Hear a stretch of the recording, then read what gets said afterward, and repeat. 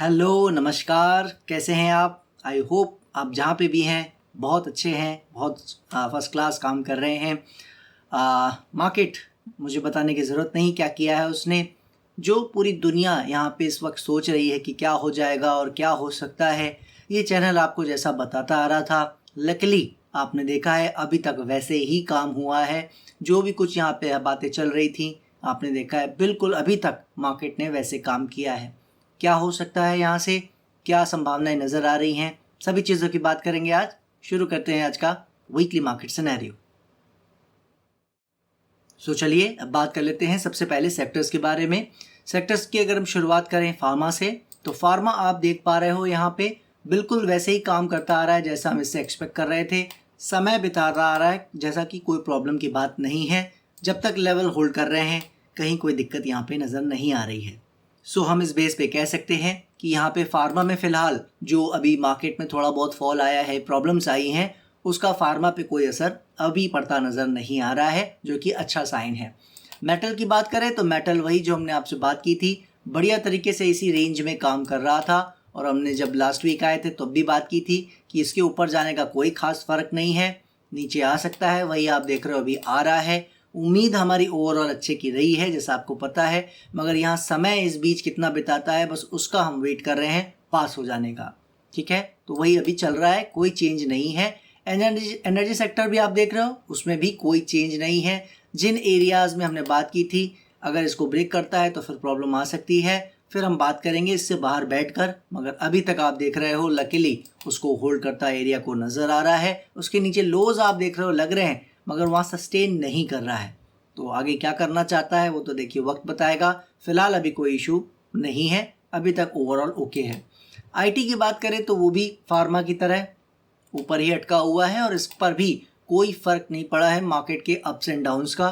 तो ये भी अपनी चाल चल रहा है, अपने मुताबिक काम कर रहा है। तो जब तक ये अच्छे से काम कर रहे हैं कहीं कोई प्रॉब्लम फ़िलहाल नहीं है। बात अब कर लेते हैं आगे चल के ऑटो सेक्टर की।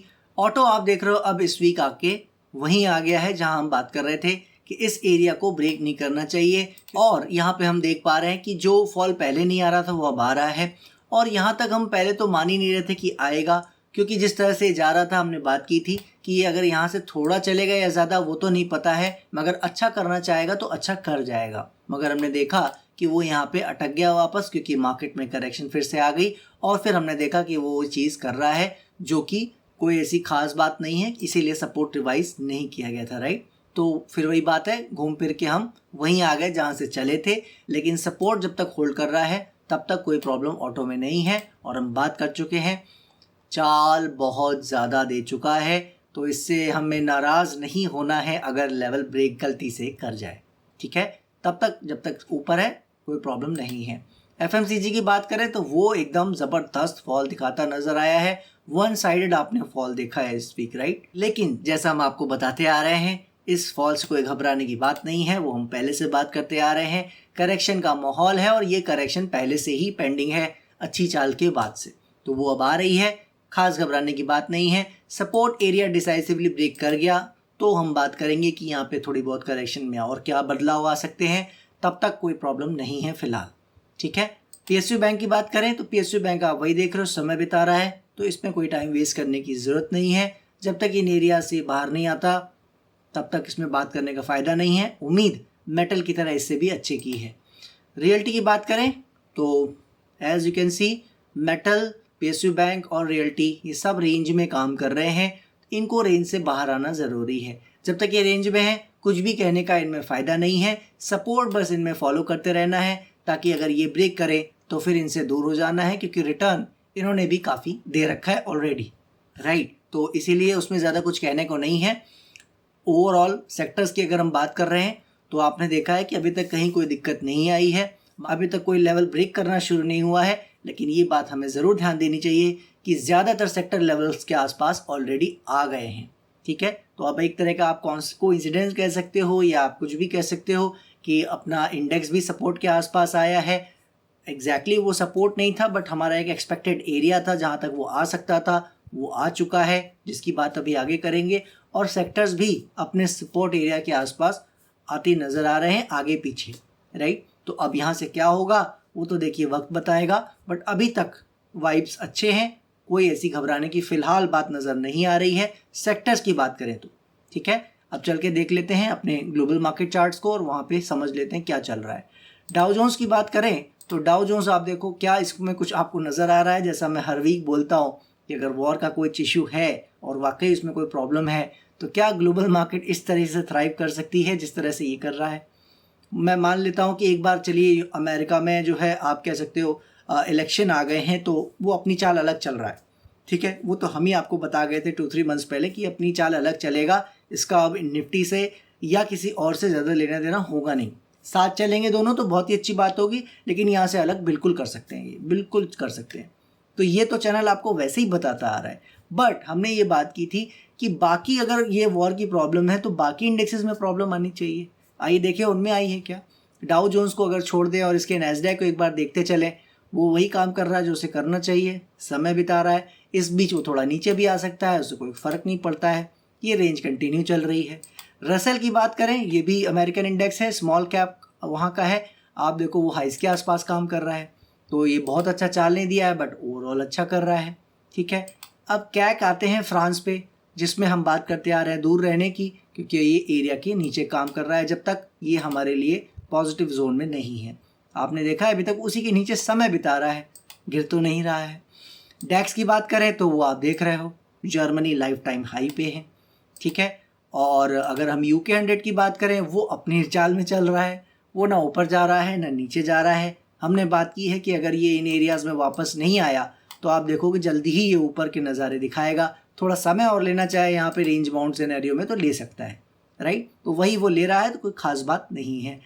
तो अब इसके अलावा अगर निकाई देखें तो वो अपनी अलग चाल में भी है। जैसे हमने बात की कि इसकी अलग एक टेरिटरी में आया है, इसका अपना अलग काम है, क्योंकि ये अलग तरह से काम करता आ रहा है पिछले कुछ डेकेड से, ना कि कुछ सालों से, राइट। तो इसका अलग ही काम है। जैसा आप देख रहे हो यहाँ पे मैंने लिख रखा ऑलरेडी, अभी इसने रिसेंटली हाइज लगाए थे 1989 के बाद, तो बहुत बड़ा एक टाइम इसमें बीता था और यहाँ तक आने का मकसद भी यही था। पहले भी हमने बात की इसमें कि बहुत अच्छा कर सकता है, तब ये लाइफ टाइम हाई पे आया है, राइट। तो आप समझ सकते हो हम इससे क्या उम्मीद कर रहे थे।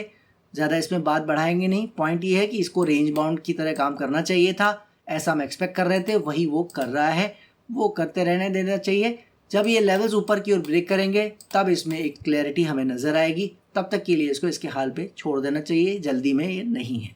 ठीक है, ब्राज़ील की बात करें तो उसमें भी जो करेक्शन आ रही थी वो आप देख रहे हो एक जगह संभलता अब नज़र आ रहा है, अपने आप को संभालता नज़र आ रहा है। आगे क्या करेगा देखेंगे। डॉलर इंडेक्स आप देखो क्या किया इसने, वो जो बाउंस हम बात कर रहे थे कि आ सकता है, वो मेरे हिसाब से अब आ गया है, राइट। अब यहाँ से क्या करता है वो देखने वाला होगा, तो इसको अब हमें चेक करना होगा कि ये यहाँ से क्या चाह रहा था।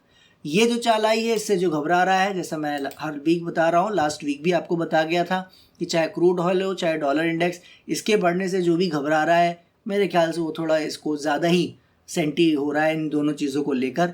अभी इतना सेंटी होने की ज़रूरत नहीं है, कल को ये इसको प्रॉब्लम बढ़ाएंगे या उनको ऐसा लग रहा है कि प्रॉब्लम बढ़ जाएगी तो उनका कंसर्न जेन्युइन हो सकता है। मुझे ऐसा अभी नहीं लग रहा है, टू बी वेरी ऑनेस्ट। तो अभी इससे कुछ खास घबराने की बात नहीं है। बाउंसेस और करेक्शन यूजुअली ऐसे ही हुआ करते हैं। अगर इस वीडियो से एक लाइन लेके आप जाना चाहो तो ये लाइन ले जा सकते हो, ठीक है। ऐसा कुछ भी सरप्राइजिंग इसमें नहीं है। वॉर हो ना हो मैं उसकी बात ही नहीं कर रहा हूँ, ठीक है। तो आप इसको ध्यान रखेंगे, यहाँ पे कोई ऐसी वॉर नहीं चल रही थी, बाउंसेस ऐसे ही आते हैं, ठीक है। तो उसमें कोई ज़्यादा घबराने की बात नहीं है। और जो बहुत कोई घबरा रहा है उसको क्रूड ऑयल का चार्ट भी दिखा देता हूँ। ये साहब वापस आ गए, ठीक है। जो ये चाल देख के लोग घबरा रहे थे, मैंने आपसे पहले भी कहा है थोड़ा और ऊपर भी चला जा सकता है, कोई ख़ास बात नहीं है। आप देखो नहीं गया है अभी तक, हो सकता है बाद में चला जाए घूम के, मैं मना नहीं कर रहा हूँ, लेकिन पॉइंट आपको जो समझाने की कोशिश मैं करता आ रहा हूँ वो यही है कि छोटी छोटी चाल में अगर हम बड़ी बड़ी उसके मतलब निकालेंगे तो वही सेंटी होने वाली बात है। कल को ऐसा कुछ गड़बड़ करेगा तो फिर हम उसकी बात ज़रूर करेंगे कि भाई अब आपको सीरियस होना चाहिए, प्रॉब्लम दिख रही है, राइट। बट अभी नहीं है तो ज़्यादा घबराने की फिर ज़रूरत क्या है। तो आगे आगे ज़्यादा ना सोचें, प्राइस पे भरोसा रखें। अगर आप इस चैनल के वीडियोस को देखते आ रहे हैं, प्राइस ट्रस्ट में, वॉर शुरू नहीं होगी लेकिन अगर पता लग जाएगा अगर स्मार्ट मनी को कि इस वॉर में प्रॉब्लम होने वाली है, तो याद रखिए ये पहले शूट होगा, वॉर यहाँ शुरू होगी। ये मैं आज आपको बता दे रहा हूँ, समझ रहे हो आप? तो वो जो न्यूज़ होती है ना वो बहुत डिले होती है और काम पहले शुरू हो जाता है, याद रखिएगा। क्योंकि आजकल की वॉर भी मैं उसको हालांकि एक्सीडेंटल ही सिचुएशन में काउंट करता हूँ, लाइक एक्ट ऑफ गॉड और बाकी चीज़ें जो हम बात कर चुके हैं, बट कई बार हर चीज़ प्री डिटर्मिंड होती है और लीक्ड होती है सिचुएशंस, राइट, कि कौन कब क्या एक्ट करने वाला है।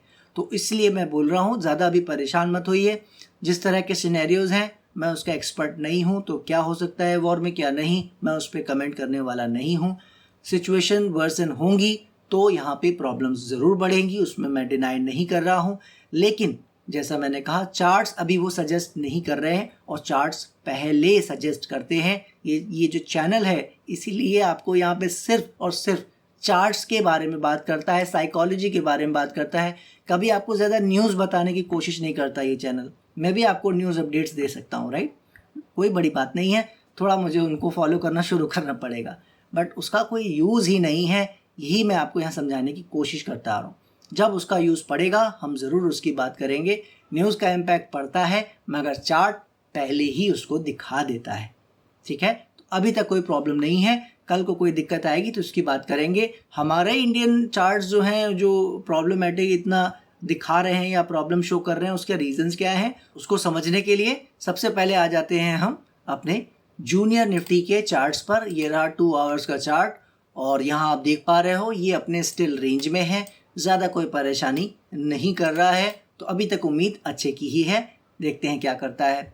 स्मॉल कैप बात करते आ रहे हैं, दूर रहने वाली बातें, बट इंडेक्स हम लोग देखते रहते हैं फिर भी कि इनकेस यहाँ कोई ऐसा प्रॉब्लम आया तो फिर हमें उसको रियल सिचुएशन मानना पड़ेगा। अभी तक आप देख रहे हो उसी रेंज में काम कर रहा है, उम्मीद इससे भी अच्छे की है, याद रखिएगा। लेकिन क्या करना चाह रहा है ये वो हमें देखना पड़ेगा क्योंकि हम खुद इसमें इंटरेस्टेड नहीं है, राइट। तो देखते हैं क्या करता है। फिलहाल अभी रेंज में है तो ज़्यादा कुछ कहने सुनने को इसमें भी नहीं है। तो पॉइंट क्या है, यहाँ से कोई इश्यू आपको नज़र नहीं आ रहा है। और अगर हम बैंक निफ्टी पे आके देखें कि वहाँ क्या चल रहा है, तो जैसा मैंने आपसे यहाँ पे इस समय ही कहा था, जो भी वीडियो इस वक्त हमने बनाए थे यहाँ पे इस जोन में हमने बात की थी, ये एरिया इसको ब्रेक नहीं करना चाहिए और इसी के ऊपर इसे अब जो काम करना है करके फिर से ऊपर जाना चाहिए। इसी लेवल को जो कि 49,700 के आसपास है हमें फॉलो करना पड़ेगा। इसके नीचे लो लगाने भी जा सकता है, वो याद रखिएगा। संभावना आज की तारीख में भी खुली हुई है। उसका रीज़न सिर्फ एक ही है, मेरा मानना है कि प्राइस कभी भी झूठ नहीं बोलता है।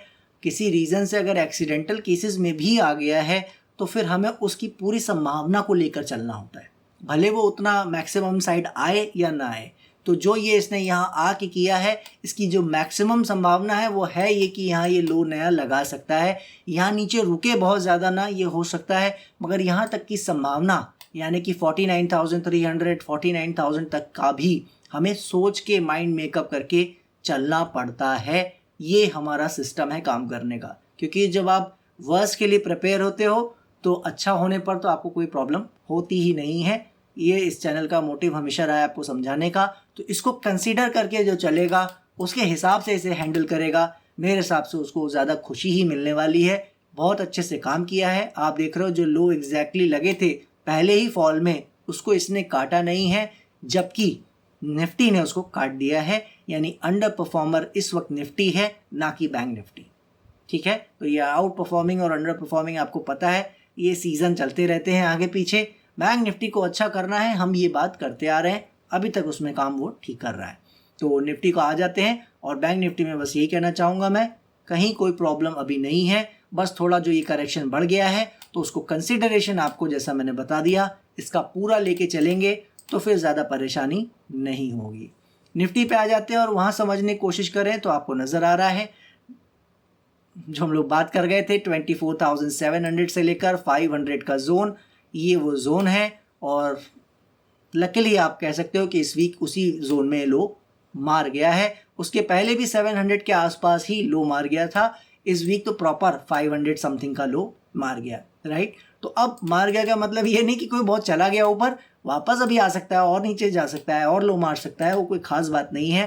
पॉइंट क्या है, ये उस एरिया के करीब पहुंच गया है जहाँ से इसको अब अच्छा अपना जो सिस्टम है वो यहाँ से बेहतर करने की कोशिश शुरू कर देनी चाहिए। टाइम वाइज भी वही सिनेरियो आ रहा है और प्राइस वाइज भी वही सिनेरियो आ गया है। जैसा आपको मैंने बताया था कि अक्टूबर एंड होते होते ये अपने लोस के आसपास नहीं होना चाहिए, तो अभी तक तो ये अपने लोस के आसपास ही है, मगर फॉर्चुनेटली अभी अक्टूबर एंड नहीं हुआ है, कुछ दिन बचे हैं। तो उम्मीद यही है कि अक्टूबर एंड एक पॉजिटिव नोट पे होगा, और अगर वैसा नहीं होता नज़र आता है, ये ऊपर की ओर बढ़ता नज़र नहीं आता है, तो याद रखिएगा मेरी चिंताएं और इसके नीचे जाने की संभावना दोनों बढ़ जाएंगी। ठीक है, तो इस चीज़ को बिल्कुल अपने दिमाग में साफ रखना है। जो मैं बता गया था लास्ट वीक उसमें कोई चेंज नहीं है। बिहेवियर देख के मुझे साफ नज़र आ रहा है कि इसमें पूरा पोटेंशियल है यहाँ से अच्छा करने का। यानी कि अगर आप ये समझना चाह रहे हो कि जो मेरा प्रोबेबिलिटी मीटर है उसमें क्या कोई शेकन अप हुआ है या कोई प्रॉब्लम नज़र आ रही है, तो मैं वहाँ उस लेवल पे आपको ये बोल सकता हूँ कंफर्टेबली नहीं। ठीक है, वहाँ उसमें आप कह सकते थोड़ी बेहतरी हुई है, ये अच्छा कर सकता है, क्योंकि जिस तरह के सिनेरियो में हम काम कर रहे हैं, जैसी न्यूज़ फ्लो आ रही है, जैसी बातें सुनने को मिल रही है मुझे, इतने FIIs बेच रहे हैं, रिकॉर्ड सेलिंग हुई है और ऐसा हो रहा है और वैसा हो रहा है, न जाने क्या हो जाएगा। मेरे ख्याल से ये परफेक्ट सिनेरियो है अगर इसको अच्छा करना है तो। ठीक है, अब सबका अलग अलग मीनिंग हो सकता है इसको लेकर। जैसा मैंने कहा, मेरा अपना नज़रिया है, हम लोग प्राइस के बिलीवर हैं। ये कल को यहाँ से बिल्कुल नीचे ऐसे चलने लगेगा, हम फुल्ली रिस्पेक्ट करेंगे और इसको फिर मान के चलेंगे कि ये 24,000 और उसके नीचे के सारे लेवल फिर दिखा सकता है, और फिर हम एक बार को बिल्कुल दूर से तमाशा देखेंगे। कोई भी 2-3 मंथ्स या उससे कम की जो पोजीशन है उसमें हमारा फिर जो भी एक काम करने का सिस्टम है उसको टोटली बंद करना होगा अगर ये इस तरह से काम करता है, क्योंकि फिर संभावना, जैसा मैंने कहा, प्रोबेबिलिटी वो यही बढ़ती जाएगी कि ये सारे स्टॉक्स को, ज़्यादातर स्टॉक्स को इफ़ेक्ट करेगा, चाहे वो लार्ज कैप हो चाहे वो स्मॉल कैप हो, क्योंकि है ये बेंचमार्क। और याद रखिएगा, मैं कई बार बोल चुका हूँ, घर के बड़े बुजुर्ग अगर दुखी हैं तो आप खुश तो नहीं हो सकते, चाहे आप उनके साथ दुखी हों या ना हो। ठीक है, तो हमारे घर के बड़े बुजुर्ग यही हैं इस घर के, तो एटलीस्ट इनको खुश रहना, चाहे आता हो या ना आता हो, ये दुखी नहीं रहने चाहिए। तो इनके दुखी होने का ये मेजरमेंट है मेरा कि इसके नीचे ये दुखी हो जाएंगे, और वो किसी भी पर्सन के लिए जो इस स्टॉक मार्केट से जुड़ा हुआ है अच्छी खबर नहीं है फॉर शॉर्टर टर्म पीरियड। ठीक है, तो आने वाले हफ्ते फिर इसके लिए मुश्किल हो जाएंगे। जो नवंबर में हम अच्छी उम्मीद कर रहे हैं, पॉजिटिव उम्मीद कर रहे हैं, फिर वो हमारी उम्मीद धराशायी हो जाएगी। फिर ये करेक्शन बहुत टाइम में बढ़ सकती है, फिर मैं उसका अंदाज़ा आज लगाना ही नहीं चाहूँगा। आइडिया है मुझे, बट उसकी बात करने का भी फ़ायदा नहीं है कि ये यहाँ से कितनी करेक्शन कर सकता है। इसके लिए ज़रूरी है कि यहाँ कहीं रुक जाए और फिर ऊपर जाके जो करेक्शन करनी है, समय बिताना है, वो कहीं ऊपर जाके करे तो ज़्यादा अच्छा रहेगा। ठीक है, तो निफ्टी में ओवरऑल आप कह सकते हो यही हमारा एक व्यू है। कोई प्रॉब्लम नहीं है, बस ध्यान ये रखना है कि आप अगर किसी स्टॉक में हैं तो वो स्टॉक की क्या कहानी है, क्या किस्सा है, किसी पे ज़्यादा होप में नहीं बैठना है। ये वो समय नहीं है जिसमें आप होप में बैठें। अगर मैं इसको एक लाइन में कहने की कोशिश करूं, लोग होप में कई बार बुल रन में बैठे रहते हैं कि मार्केट बढ़ जाएगी, हर बार बढ़ जाती है, स्टॉक भी करेक्शन करते हैं, हर बार बढ़ जाते हैं। याद रखिए, ये वो समय चल रहा है यहाँ से जहाँ पे ट्रैप्स अब यहाँ से लेआउट किए जाएंगे। कोई सेक्टर ये पकड़ लेंगे, कोई स्टॉक पकड़ लेंगे, लोग होप में बैठे रह जाएंगे, जैसा अभी पीछे कई स्टॉक्स में हुआ है। मैं किसी सेक्टर को इल्ज़ाम नहीं देना चाह रहा हूँ, स्टॉक स्पेसिफिक बात कर रहा हूँ फ़िलहाल।